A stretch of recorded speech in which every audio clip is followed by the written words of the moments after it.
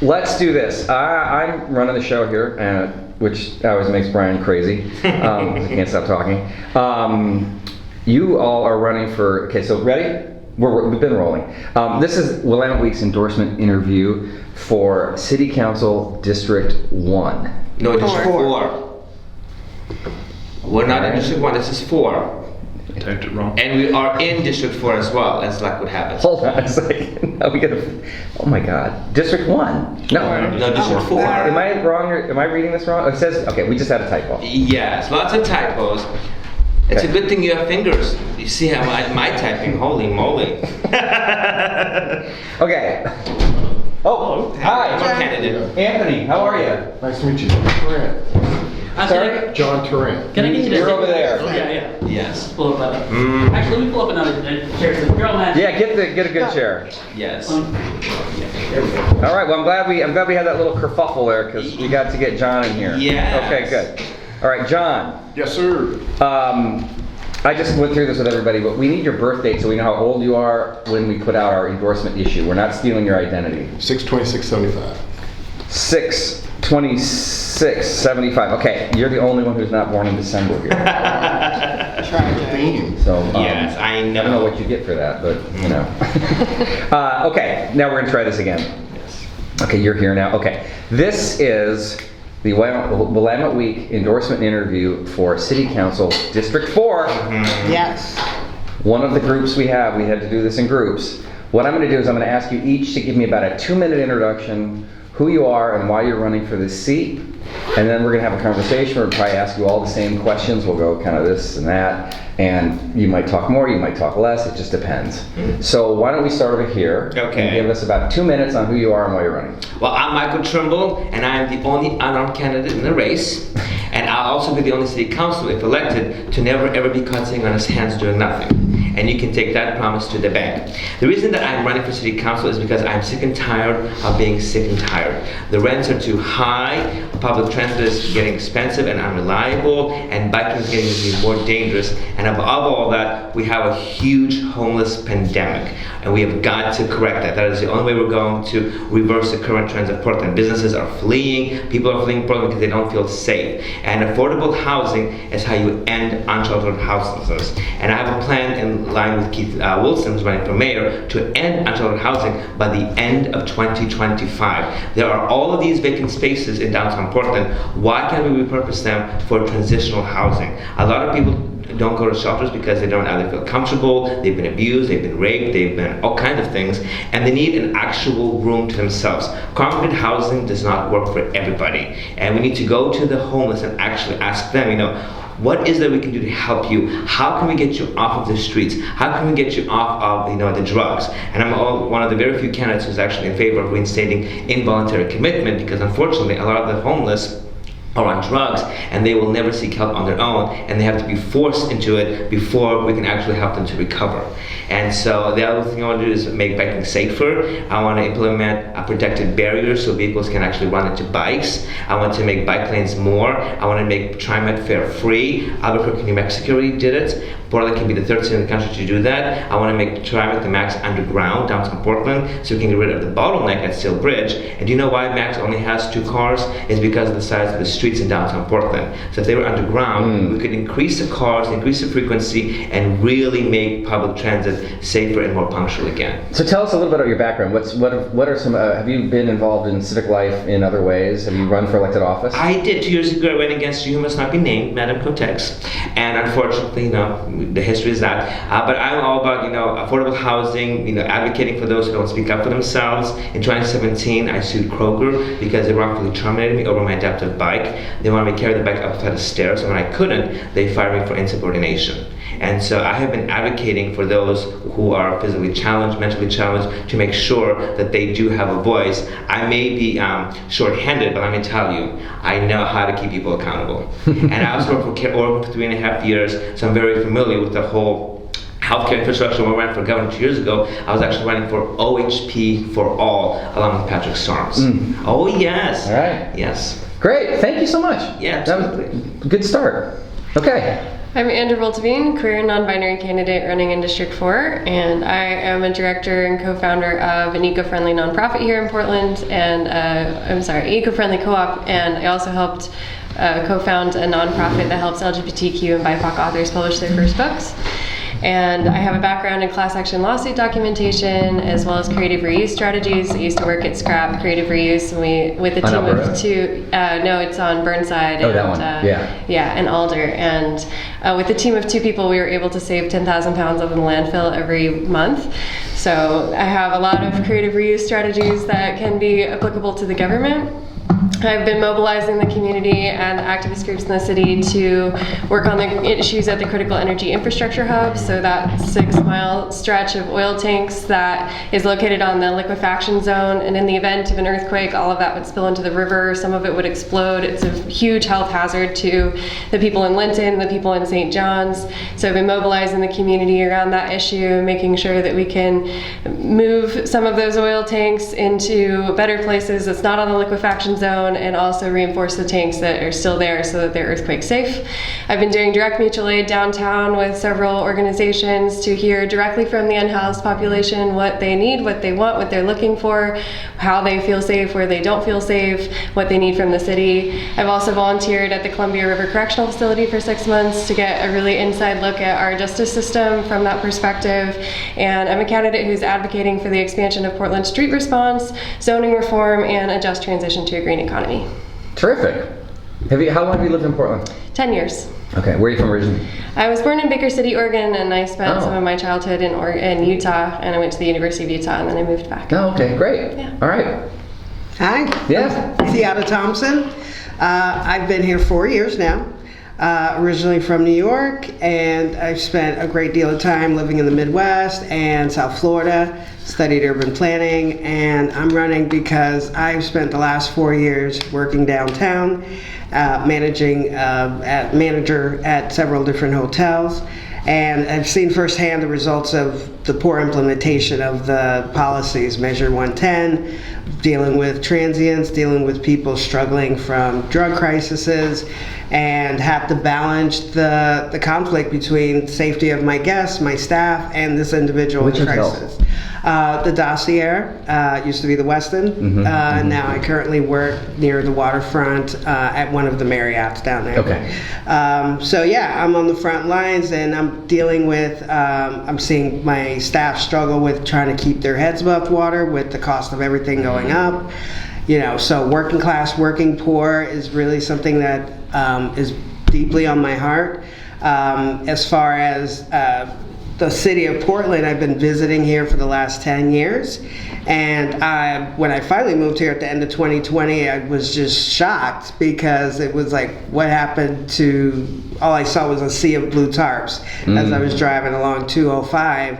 I've been, like I said, the downtown was thriving. We went with friends to see the Christmas tree be lit up, and there was thousands of people down there. And it was just a ghost town. And then as I really got to work downtown, I really felt that whole low energy, and it just felt like purge night. I just don't have a better way to describe it. We'd have literally open drug dens like across the street from the hotel. And how are you going to bolster business? Neighbors would pack up and just, we're moving to Beaverton because when we call the police, no one comes. And so I just got sick of complaining about it, and I know I don't have a long legacy here, but the people of Portland have opened their arms and welcomed me in and shown me lots of love.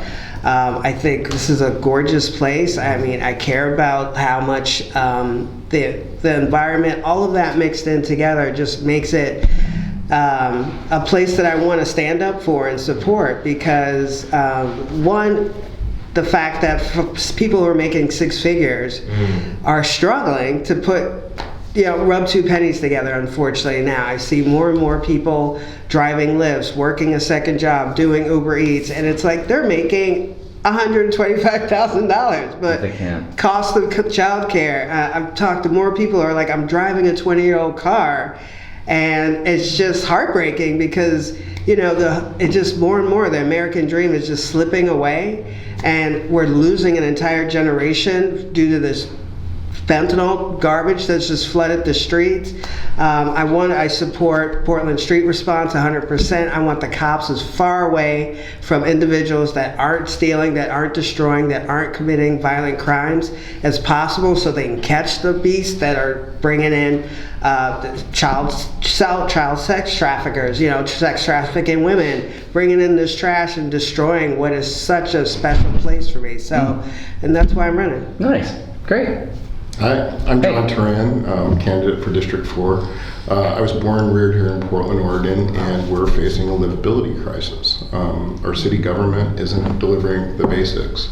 Regardless of what mode of the city you're talking about, if you're talking about business, first responders, just cleanliness or maintenance. Our leadership has prioritized ideologies over outcomes. Over the last 10 years, we had the momentum to be able to absorb that, but now it's kind of been a culmination of policies, and we're facing a livability crisis, and I'm here to fix that. Tell me, what's your background? I'm a small business owner. What's your day job? And current day job is a property manager, but I'm a small business owner. What's the business? More importantly, I'm a Portland small business owner. I've done procurement for the Fed, the state, the city of Portland. I've done commercial construction, working for large general contractors here in Portland. I also was the founder of RJ's Leaf. So RJ's what? RJ's Leaf, a dispensary right on St. Helens Road. So I've dealt with leaders in business, leaders in government. One of my big priorities is reminding the bureaus that Portlanders are the clients. Yeah. All right. You all raised interesting questions on here. Somebody's asked some individual ones.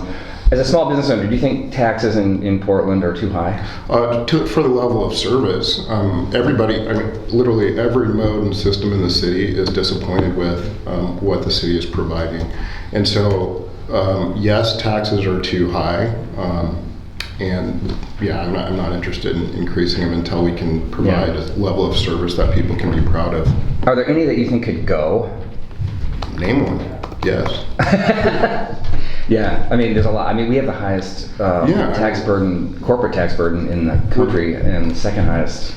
So, we're just using those as Band-Aids right now, and, getting people charged up rather than, again, we've just gone away from providing the basics. Yeah, okay. Ciata, am I saying that correctly? You got it. Okay. What do you think of the legislature's fix to Measure 110? Less than ideal. It just feels like it's a sequel to Measure 110. Ticketing people or throwing them in jail are just awful solutions. I feel like there's a ton of money sitting in the bank. They need to figure out a better way to disperse the funds. I think the way they've been rolling it out has been, it's just lackadaisical, and there's no urgency there. Wait, where's the money is in where? For the Measure 110? Oh. Is that what we were talking? That's your question? And then, then the legislature recriminalized. Right, recriminalized, Did you agree with the recriminalization? I vary, but as far as, again, we don't have the infrastructure in place. The whole point... Treatment infrastructure. Correct. Okay. The drug treatment, medical facilities, Portland street response, like all of the things that would support the police from getting involved with people in crisis, because ultimately it feels like we're setting the police up to fail. We don't have the pieces in place for them to divert people to that isn't jail. So then, God forbid you catch somebody in crisis and it goes sideways, and then we're upset with the police. And then, rightly so, we don't want them hurting people, but also with choice, like they have families, they have friends, they get to go home at night. But also, it's just not a great situation. It doesn't give people the choice, any real choice. It's like, okay, here's a ticket, see you later. Didn't we just do that? And it didn't work. So no, I think again the real sense of urgency is completely missing. How they just can't incentivize developers, grab some, buy land, build something, I mean, all like of the things, shelter, infrastructure, all across the board. You know, even like the whole genesis of Measure 110 was based off the Portugal model, which, surprise, Portugal has nationalized health care, and we don't. So I noticed that. you know, that's kind of a big important piece to the puzzle. And it's not until this year that a delegation went to Portugal, and it just seems like, did you guys even, I mean, make a phone call, a Zoom, something, talk to the people over there, Google it even? Like, how did they... It's been going on for 20 years. There's massive studies about like their success rate. Like, it's not hard to find. Right, but that's the key. I think you hit the key point is they have nationalized health care and a support system, right? Right. Yeah. All right, that's great. Andrew, what was the most striking thing you saw about the criminal justice system during, you volunteered for, was it 6 months? Where? The Columbia River Correctional Facility. So tell us about that and tell us what you saw there. That it sounds like that's a motivator for you. Yeah, so at the time, my dad was actually incarcerated in Wyoming, and so I really wanted to help people like him if I couldn't help him directly. And so I got involved with the Growing Gardens program, which is a program that helps incarcerated people develop gardening and landscaping skills, because those are often industries that don't check for felonies. And so I was helping them learn those gardening skills, and we had a big, it was like half a football field size garden that we were growing at the correctional facility, and it was offering fresh food and produce to the inmates, because normally it's just like preserved foods, canned foods. Is this on 33rd? Where is it? It's North Portland. It's like really far North Portland. Okay. Yeah. Okay. Yeah. So it was really humanizing, I think, because you get this idea of people in prison, they're bad people, right? But I had so many experiences. I think the most moving experience was we had planted radish seeds, and we were teaching the inmates how to thin them out, because you have to thin them out so that they'll grow properly, and several of them started crying and just like really felt for these small tiny radish seedlings, right? And so I'm like, you can't tell me that these are bad people. This is like a situation where they were struggling at the time, they were in the wrong place at the wrong time, they didn't have the community supports that they needed. And also, like, as a person who looks very femme presenting, going into an all-male prison, I was a little concerned for my safety. Never had an issue. The only time I was ever disrespected was by a guard. And so it completely, for me, humanized the whole experience, and I just felt so much compassion and so much empathy and so much desire for there to be more rehabilitation in the prison environment, because Oregon is known for having the best prisons in terms of like livability, but we still don't pay them very well at all. It's like $1, maybe slightly more. They're, being outsourced for labor, even in the government and the state, and they still have like these bathrooms that are completely public, and when you go and tour it, like they make you do a prison tour as a volunteer, and they don't notify the prisoners that they're bringing someone who looks like a woman into the bathroom. Like, it's just, yes. Wow. It was really shocking, and I really want to bring that sense of empathy and that sense of humanization to all of the crises that we're facing, because I think it's really easy to sit in an office and say, oh, the people on the street need this, that, and the other thing. But have you actually gone and asked them? Have you actually gone and experienced what they're experiencing? Yeah. Probably not. And so that's really been part of my whole campaign, is really going to the people who need help and hearing directly from them, and listening to the nonprofits that are filling the gaps in government services and saying what's working, what's not working. And it's been really illuminating for me. That's terrific. That's terrific. I'm a gardener. I'm a big fan of the power. Yeah, I mean, it's beautiful. Yeah. And hearing that one of the inmates hadn't had a strawberry in 20 years. Oh my God. Like, these are things you don't think about, but that's what's happening in our city. Yeah. No, we're totally insulated. Yeah. I am. Michael. Yes. I love all your ideas about, as a bike commuter especially, you're speaking to me. You're talking about some programs that would cost real money, especially burying the max. Like, that's a big dollars. How you want to pay for this? Well, obviously we'd get grants or funding from the state, the federal government. I mean, the federal government can print money literally. The other thing we need to do is get smarter with taxes and actually start taxing electric vehicles in different ways, because they don't pay gas taxes that are electric, but they're a lot heavier than regular vehicles, so they do so much more damage to the roads than non-EVs. So we have to get clever and sort of thinking outside the box. How can we find the money to actually do what we want to do to be able to bring that? And then we also need to even maybe do like an excise tax. If you can afford to pay for a Tesla, you can afford to pay a sales tax of sorts. I know that's a very dirty word in Oregon, sales tax, but there are a lot of people who have disposable income. Why aren't we taxing that income? We have to start getting clever and getting money that is not being taxed from a lot of rich people who aren't really paying their fair share. Okay, so you've all outlined sort of things you'd like to tackle. Why city council? Why city council and not some other office or avenue? And we'll go this way this time. Why not city council? It's as local as it gets. And obviously funding is going to be a huge issue, but at the end of the day, you need people who actually live in the city, who understand the city, understand the problems, to be able to bring them before city council. And that's one of the things I've enjoyed about running in this campaign. There's 3 seats per district, and we're actually running with each other as opposed to running against each other. So we've been able to share a lot of ideas, swap things. It's been really cool. And I think as a city councilor, it's good having somebody like me who lives paycheck to paycheck, pays exorbitant rent to actually represent, which is half the city I'm district for, over 50% of the population are renters. And they don't really have good representation, because right now the current 5 city commissioners, they all own, and so they have no idea what it's like. When your income doesn't go up, but they raise your rent every year like Clockwork Orange. Yes, exactly. Yeah. So we need somebody not a non-politician on city council. I think that'd be a great way. Obviously, I would prefer to start as governor, but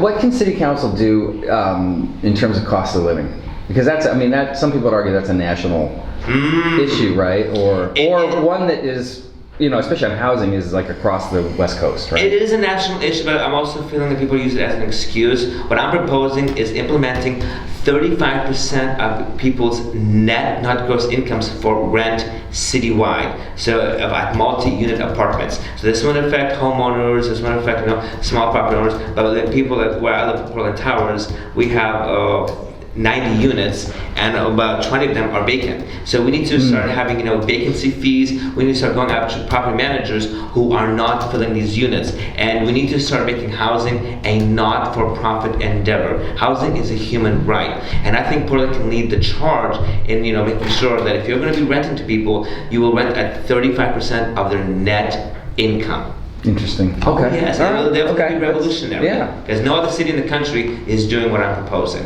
Interesting. Yeah. Yes. Andrew, what about city council? How does it?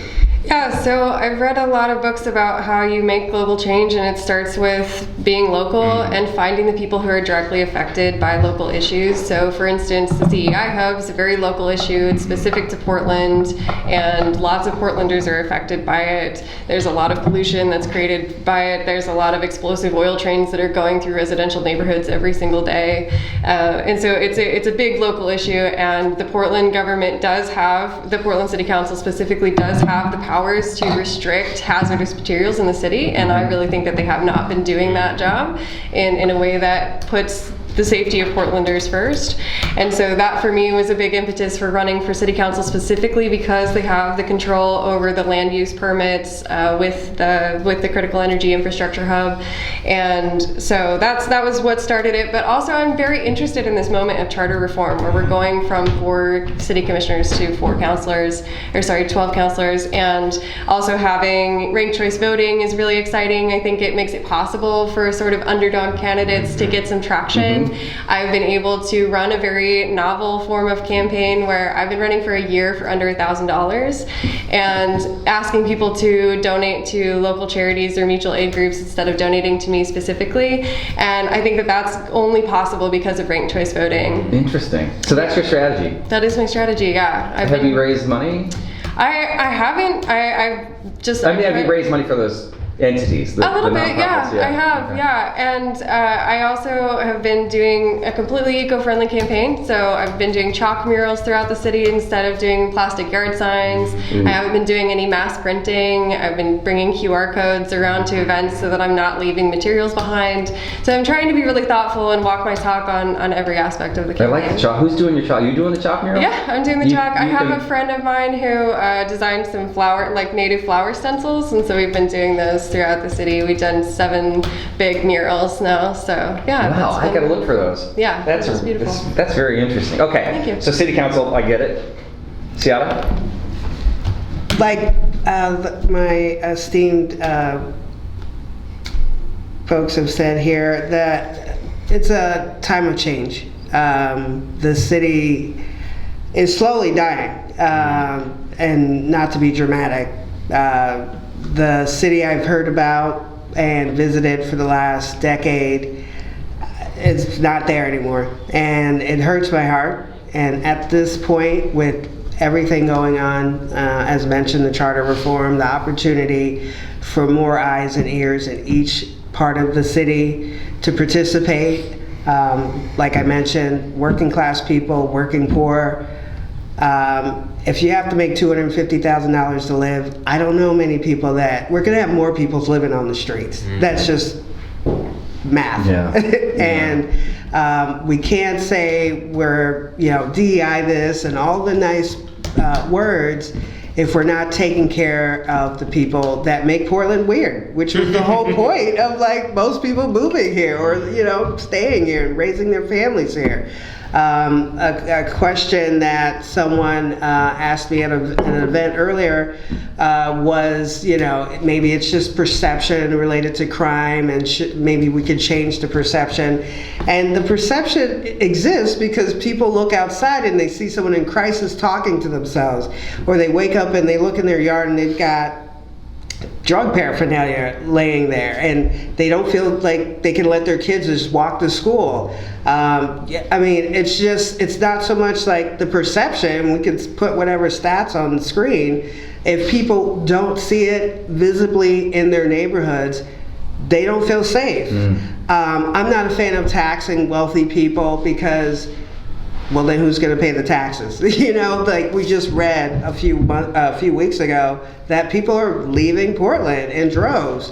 And I'm not of the mind that, look, we need to cut taxes for small businesses. One of my proposals would be 15 employees or less. We're going to cut your city taxes, because these are the stores, the shops, the markets, the coffee shops that we go to every day. You might go to a grocery store once or twice in a month, but you're going to go to that coffee shop at least once a day to start your day, or your bike shop. And those are the folks that actually hire people and strengthen the base of the city, which is what then attracts the Nikes and the Intels. How are they going to come to a city that's deserted or, crime-filled, or at least is, as John mentioned, not even clean, which is like, I know. like, what happened here? So that's, for me, it's like, I'm working on the ground and dealing with these face to face.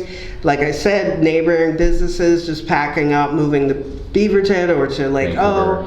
And it's just like, ouch. Yeah. And it just hurt my heart. So, it was a wild card year, as we can see just on the national news, like anything can literally happen. So it really was like, you know what, let me throw my hat in the ring. And this has been an amazing experience, as Michael said, like learning from these guys and all the other candidates. It's just been an amazing journey. Terrific. Yeah. Great.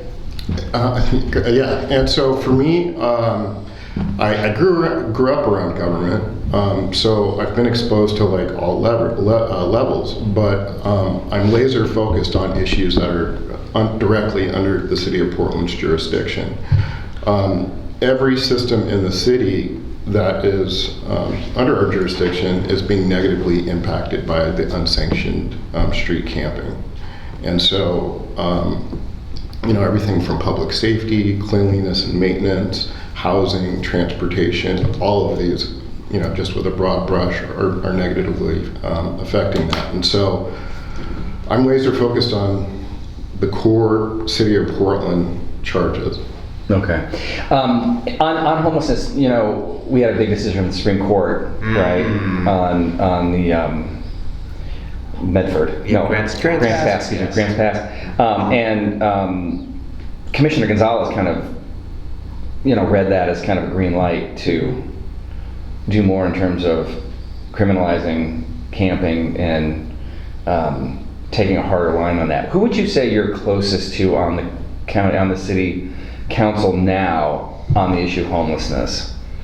Who's somebody who you think that approach Is that me? is mine? Yeah, we're gonna go this way now. Yeah, I really, I've really been focused on my race and my issues, and I can share, what my belief systems are and how I developed that. I didn't go to Carmen, I didn't go to Renee, and clear my platform with them.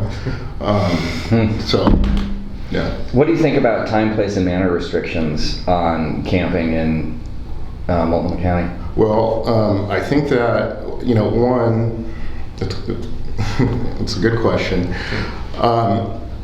We cannot continue to coddle people in our public space if we continue to give them services.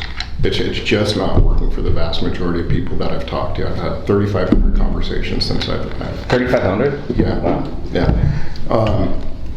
And it's simply not working anymore, and it's creating a livability issue where people that have the choice of leaving are leaving and taking their tax dollars with them, their families with them, and all that. This is the big issue.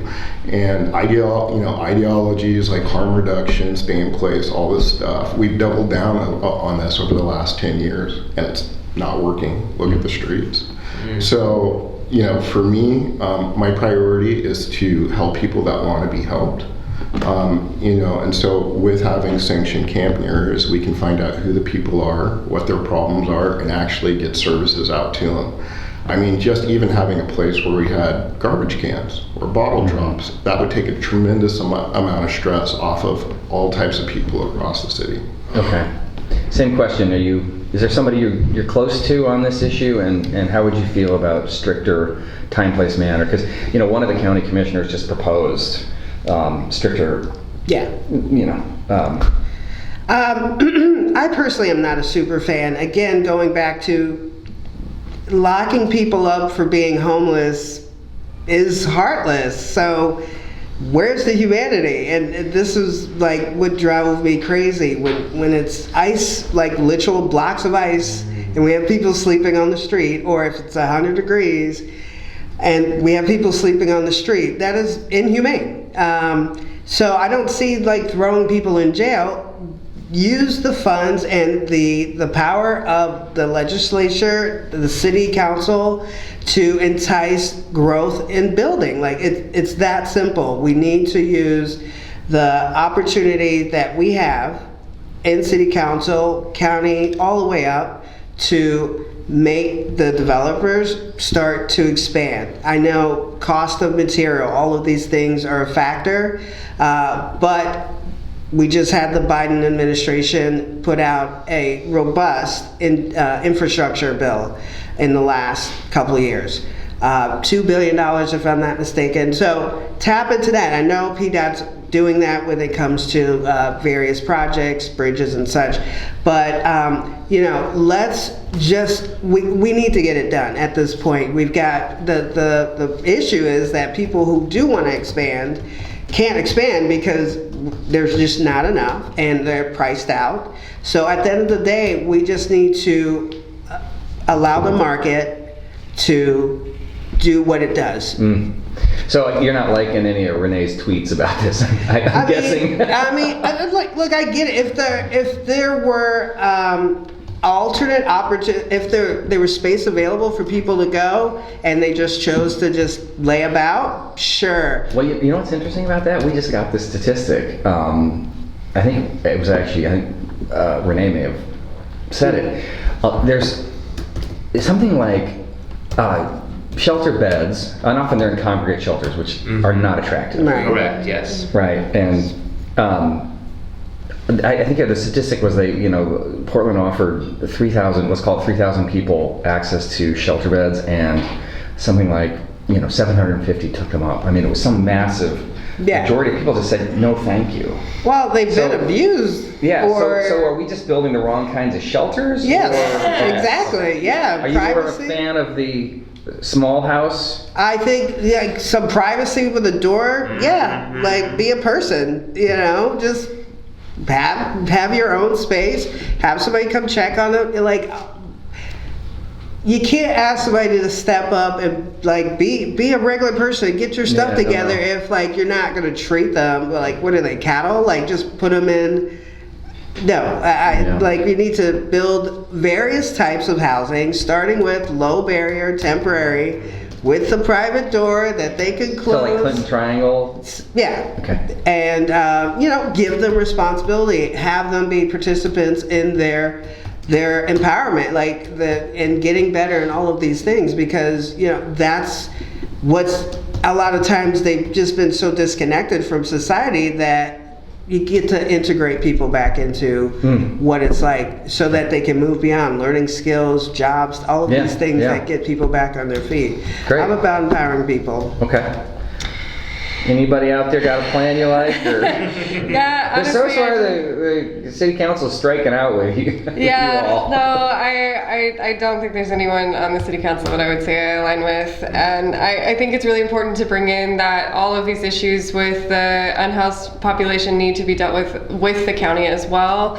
So there's a lot of collaboration that needs to happen there. The county is more responsible for social services and health, and so they're going to be involved in this process, and so we really need to first and foremost, when we get in, really develop a strong relationship with the county, which I feel like we are watching the city and the county fall apart. What about the joint office? That's what that's supposed to be, right? Well, I think it's an entity, which is different than having an actual collaborative relationship with the county, right? Okay, cool, we made an office. Right, but that doesn't necessarily mean that you're collaborating well with the people at the county. So I think you really need to develop the actual person-to-person relationships and not just throw money at things. Yeah. Why do you think that hasn't happened? I mean, that's been a criticism of that relationship for so long. Right. Well, I think part of it is that things are so siloed. So you have health and services and social services, and then you have infrastructure that the city council is more in charge of, right? And those are very different parts of your brain even, right? And so the people that are attracted to city council, the people that are attracted to being at the county level have different goals in mind. And so I think that especially as we have more people on the city council, we have more perspectives, we can find more points of commonality than right now where it's but I'm only focused on transportation, or I'm only focused on this thing. And I think we also really need to get clear about the purviews. What are you responsible for, county? What are you responsible for, city? And get that really clear and make sure everyone's on the same page so that we can actually operate together.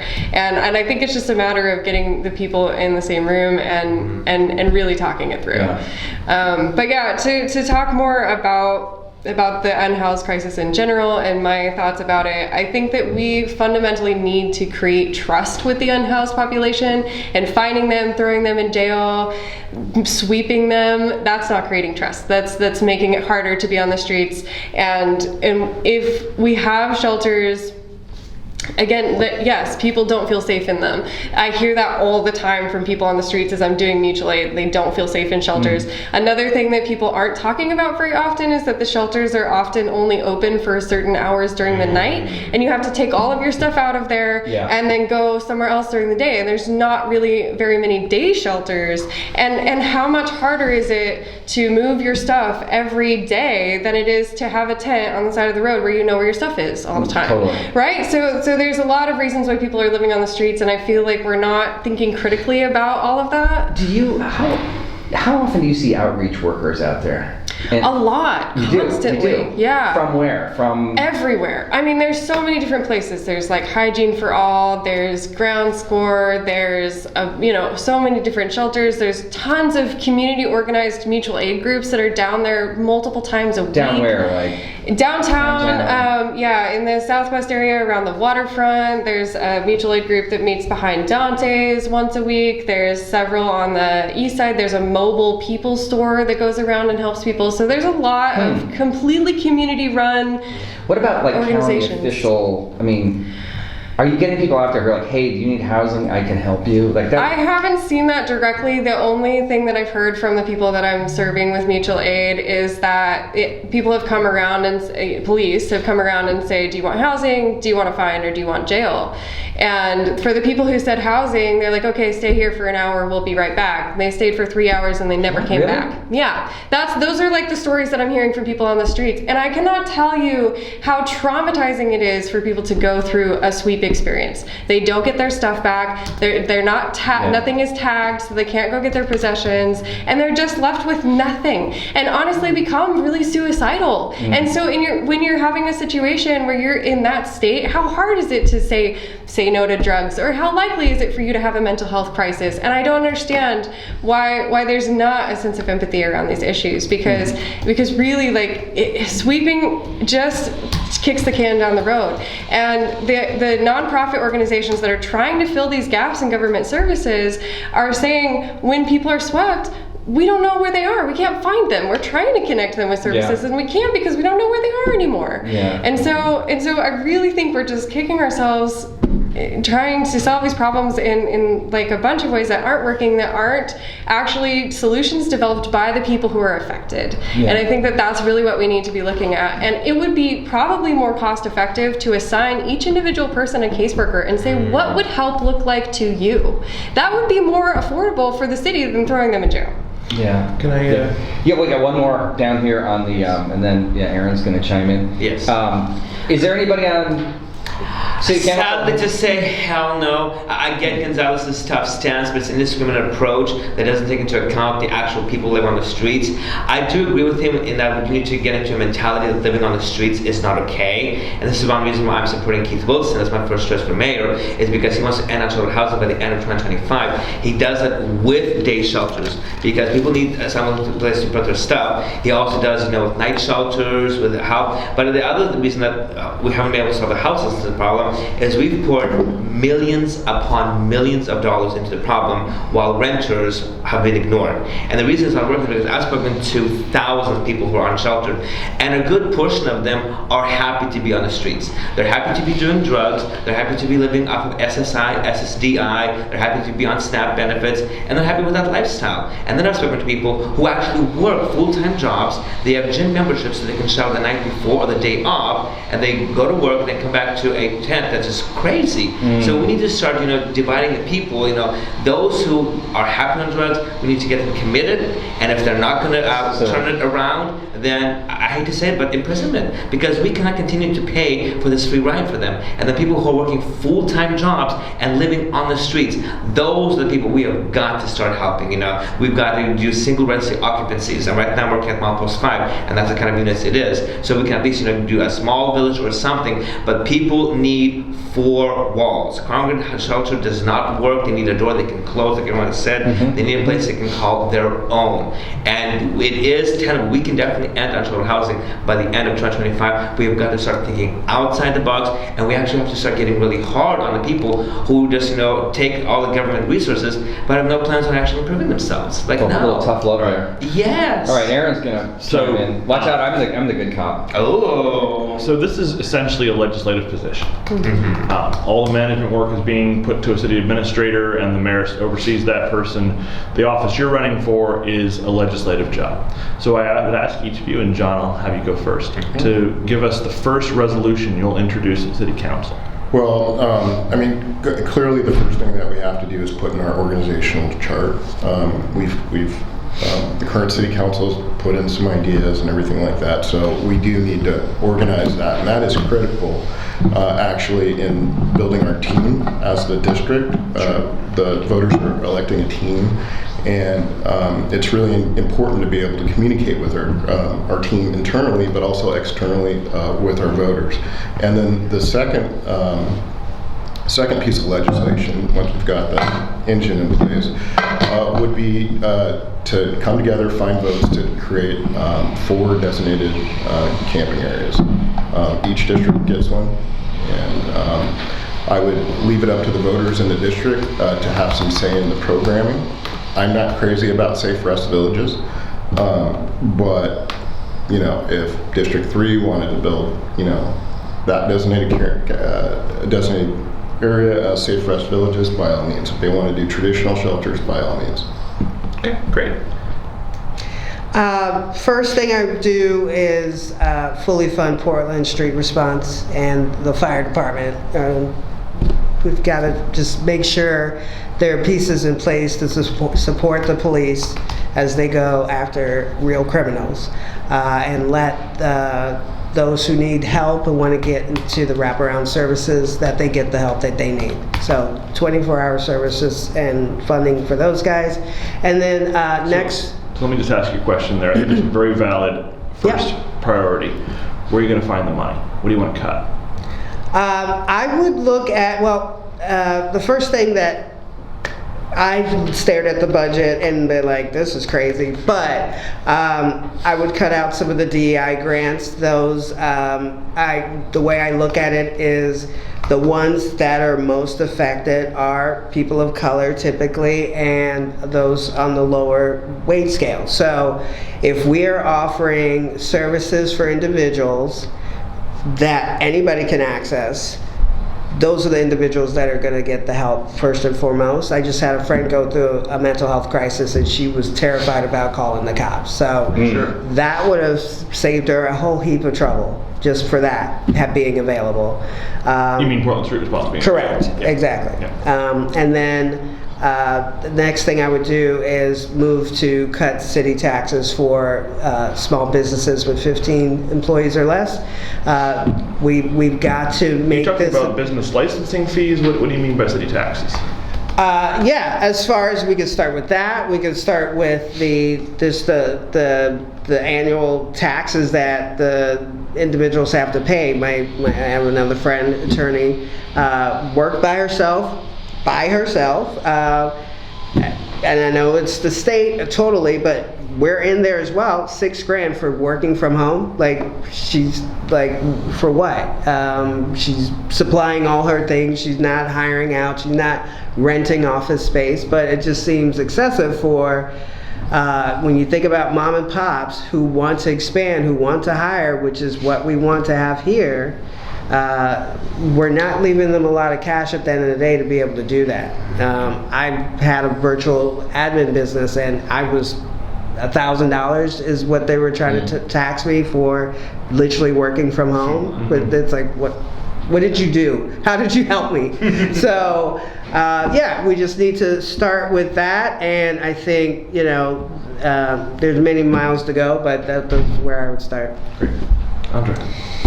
Yeah, so I think I want to echo what John and Tiata said. I do think that given that there's going to be such a reorganizing of the government, we really need to get the committees set up really thoughtfully and make sure that we're collaborating with each other in that way. And we set the precedent. We're setting the precedent for how the government is going to exist for the next 10 years. And so I really think we need to have a strong collaborative environment there and really get that set up strong so we have a foundation. And then after that, I think we need to focus on something that's going to create cohesion among the city councilors as well, and focus on things that are going to get a lot of votes. And I think one thing that I would really like to see happen right off the bat is the land use compatibility statement be revoked from Zenith Energy, because almost all of the candidates support that right now. It's a very bipartisan issue because we don't want an explosive oil tank farm in our city, and we need to be collaborating with the federal, the state, and the county governments to facilitate that process, make sure that we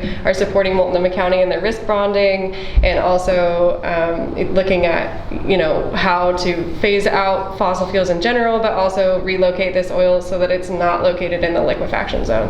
And I think that, like I said, I think that has a lot of support council-wide, candidate-wide, and so I think that that's something we could do day one. Another thing that I think would have really wide council support is accepting the Frog Ferry proposal. There's so basically it would create a ferry that goes from Cathedral Park to downtown, and with the ability to expand to go to Vancouver, it would help us with the revitalizing downtown, and it would also create an eco-friendly mode of transportation.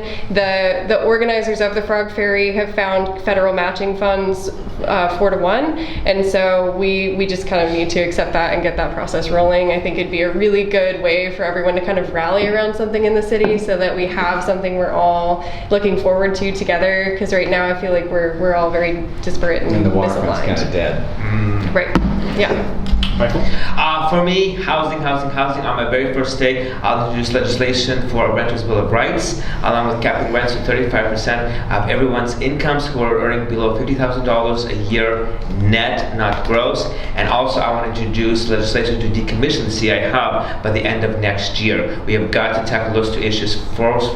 We need to come up with a plan if something does happen, because right now, if there's an incident, we are completely SOL. But so housing, we need to make sure. I also want to empower Portland Housing Bureau to actually enforce housing laws and policies. Right now, if a landlord is a slumlord, the only recourse is lawsuits, and a lot of the tenants don't have money to sue, and the Portland Housing Bureau, for whatever reason, doesn't enforce housing codes, which makes no sense. So, in order for us to... I know, we gotta do it. We gotta do the fun. Yeah, this isn't a great one though. Really. Yeah, stimulating. We gotta do the fun question. Ooh, You ready for this? I was born ready. All right. Who were you in high school? Like, were you voted something like, most likely to succeed? Were you a jock? Were you a, freak? Just the scare. I mean, it's loosey-goosey here. Let's just start in the middle for this time. The theater geek, Okay. for sure. I tried my hand at swimming. Worst swimmer on the team. Okay. But I still got my Letterman jacket. So You did? yeah. So I was. How'd you pull that off? I think they just felt sorry for me. They really were like, she tried. We'll give it to her. What high school was it? This was in St. Louis, Missouri. So Hazelwood West. Wildcats. Who were the Bobcats? Wildcats. Wildcats. Yeah. Okay. Yep. Wildcat swimming. Yep. Okay. Good one. Yeah. That's a really interesting question. I've always been fairly well known, but I'm an introvert, believe it or not. A lot of politicians are, we're finding A lot out. of people don't actually, would never even suggest Yeah. that about me. So I've worked really hard to be able to, go through my normal social processes and everything like that. And so I guess I was just kind of a little bit mysterious there, like just all the cool kids knew me, lived in a good neighborhood. I grew up in Alameda. Oh yeah, where? 30th and Shaker. Mom still lives there. Okay. Grant? Yeah, I graduated from Grant, went to Benson for 3 years. I was into cars, I wrestled, I boxed, Okay. So, Okay. Yeah. All right. Yeah. Yeah, so I was definitely a nerd, very into math, and just always had a book with me. So yeah, I also identify as an introvert, so that's really funny. Yeah. I'm glad, introverts need representation too. So I know, it's amazing how many there are who are getting into politics. Yeah, it's interesting because I always wanted to be on the athletics team, but I never made the cut. And I feel like as an adult, I found the things I'm good at, but they didn't offer them in my high school. So. Common. Sadly, I don't really have anything fun because I was homeschooled by ultra-conservative Christian parents. Okay, that's great. No, but go on. You win. Yeah, they used Bob Jones University, which is the only university in the country that still discriminates on admission based on race because they're in line with Hitler and not believing in mixed races for relationships. And Bob Jones. So I learned algebra, math, doing stories with Noah's Ark, how many square footage was built for the plank and this and that. And then when I finally ended up going into the juvenile delinquent system, they tried to get me into public high school, but my parents said that I was at 7th grade level, but I scored at 12th grade level and every subject but math I scored at 9th, and they put me in 9th grade for everything. So then began a long process of actually fighting the state of Pennsylvania to drop out of high school so I could go to college straight away. So yes, because I was adopted by evangelicals who were told by God to adopt a boy without arms and a girl who had legs but couldn't walk. And what are the odds they found both of us in the same orphanage? And then when they discovered that I was gay, they sent me to gay Christian conversion boarding school. Oh boy. So my schooling, not your typical schooling. No, I would say not typical. But still, it definitely made me who I am today. Terrific. This has been fun.